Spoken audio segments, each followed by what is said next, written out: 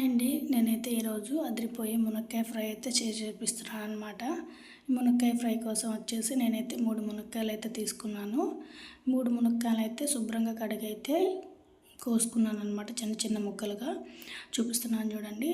అలాగే గ్యాస్ మీద ప్యాన్ పెట్టి మునక్కాయలు అయితే హాఫ్ బాయిల్ చేసుకోవాలి. ఉప్పు పసుపు వేసేసి కొద్దిగా వాటర్ పోసేసి లైట్గా హాఫ్ బాయిల్ అయితే చేసుకోండి అనమాట. చేసేసుకుంటున్నాను చూడండి, ఇక్కడ చూపిస్తున్నాను. ఆ విధంగా అయితే ఉప్పు పసుపు వేసుకొని హాఫ్ బాయిల్ చేసుకోండి. వాటర్ని ఇనిగిపోయిన తర్వాత తీసి ప్లేట్లో పక్కన పెట్టేసుకోవాలి. పక్కన పెట్టేసుకున్న తర్వాత మనం ముందుగా 2 ఆనియన్స్ అయితే కట్ చేసి పక్కన పెట్టుకున్నాం కదా, ఆనియన్స్ అయితే ఈ విధంగా కట్ చేసుకోండి. అలాగే కారం కోసం వచ్చేసి ఫ్రై కోసం నేనైతే పుట్నాల పప్పు తీసుకుంటున్నాను. పుట్నాల పప్పు అలాగే 1 టీ స్పూను సాల్ట్, అలాగే 3 టేబుల్ స్పూన్లు కారం అయితే తీసుకున్నాను నేను ఇక్కడ. మీ కారానికి తగ్గట్టు మీరైతే తీసుకోండి. అలాగే 4-5 వెల్లుల్లి రెబ్బలు కూడా వేసేసి మిక్సీ అయితే పట్టుకున్నాను. అలాగే పక్కన ప్యాన్లో ఆయిల్ పెట్టుకున్నాను ఫ్రై కోసం. ఆనియన్స్ అయితే అందులో వేసేసుకొని కలుపుకోవాలి.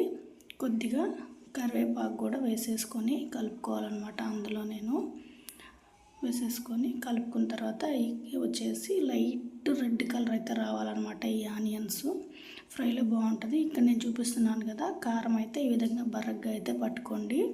మెత్తగా పేస్ట్లా చేస్తే బాగోదన్నమాట. మొత్తం అలాగే ముందుగానే ఆనియన్స్ వేసి వేయించుకుంటున్నాం కదా, అలాగే రెడ్ కలర్లో అయితే రావాలి కొద్దిగా లైట్గా. అప్పుడు మనకు తినడానికి బాగుంటుంది అన్నమాట. ముందుగానే మనం పక్కన పెట్టుకున్నాం కదా మునక్కాయలు, హాఫ్ బాయిల్ చేసుకొని వాటిని కూడా ఇందులో వేసేసుకొని ఆనియన్స్లో కలుపుకోవాలన్నమాట. బాగా కొద్దిగా వేయగాలన్నమాట. ముందు సగమే ఉడికింది కదా, ఇప్పుడు ఫ్రైలో వచ్చేసి సగం ఉడకాలి. నేను చూపిస్తున్నాను చూడండి, ఆ విధంగా అయితే ఉడకాలి. అలాగే ముందుగానే మనం కారం ప్రిపేర్ చేసి పెట్టుకున్నాం కదా, ఆ కారాన్ని కూడా ఇందులోనే వేసేసుకోవాలన్నమాట. మునక్కాయలు అయితే వేగినాయి కదా, అప్పుడు కారం వేసేసుకొని మిగతా కారం కూడా అందులోనే మిగతా అంతా వేసేసుకొని వేయించుకోవాలి.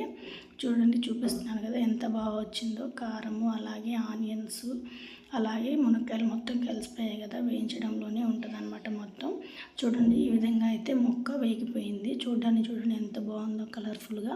పప్పుచారు లేదా రసం కాంబినేషన్లో చాలా బాగుంటుంది, లేదా ఉట్టిగా వేడివేడి అన్నంలో తిన్నా చాలా బాగుంటుంది అన్నమాట. ఒకసారి ట్రై చేసి ఎలా వచ్చిందో కామెంట్